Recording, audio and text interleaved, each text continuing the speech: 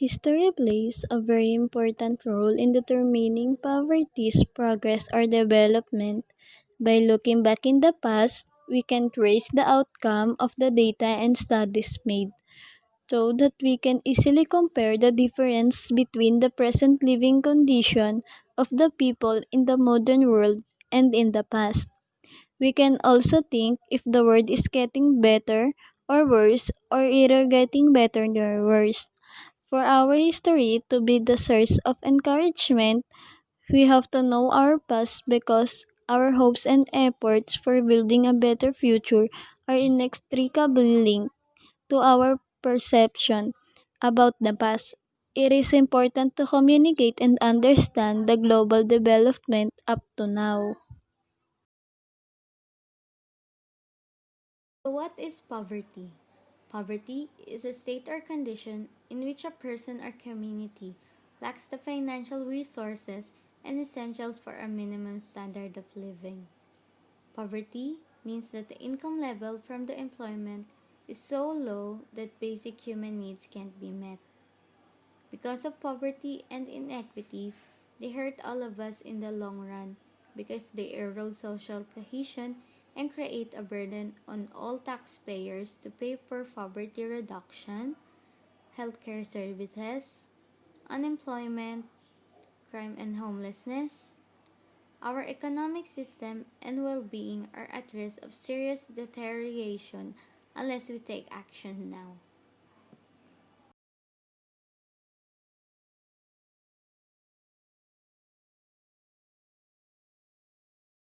I will give some primary causes of poverty. First one is the inadequate food, and the second one is poor or limited access to clean water. Relocation in search of food and clean water drains limited resources, especially in poor economies, causing the poor to get poorer as they seek basic necessities for survival. Because of it, it might lead to negative conditions such as substandard housing, homelessness, inadequate nutrition, and food insecurity.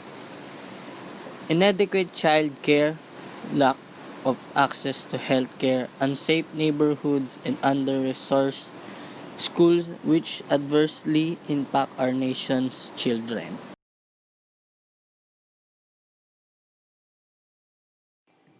So, why is it important to stop poverty? This is a vital question to address and one that is often ignored.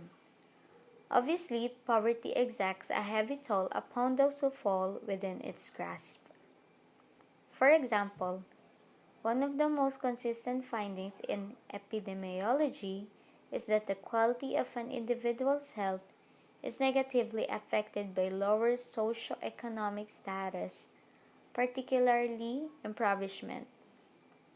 Poverty is associated with a host of health risks, including elevated rates of heart disease, diabetes, hypertension, cancer, infant mortality, mental illness, undernutrition, lead poisoning, asthma, and dental problems. So, how do we stop poverty?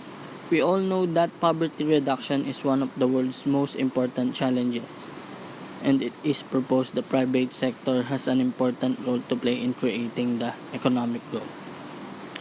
Employment and purchasing options needed for significant poverty reduction.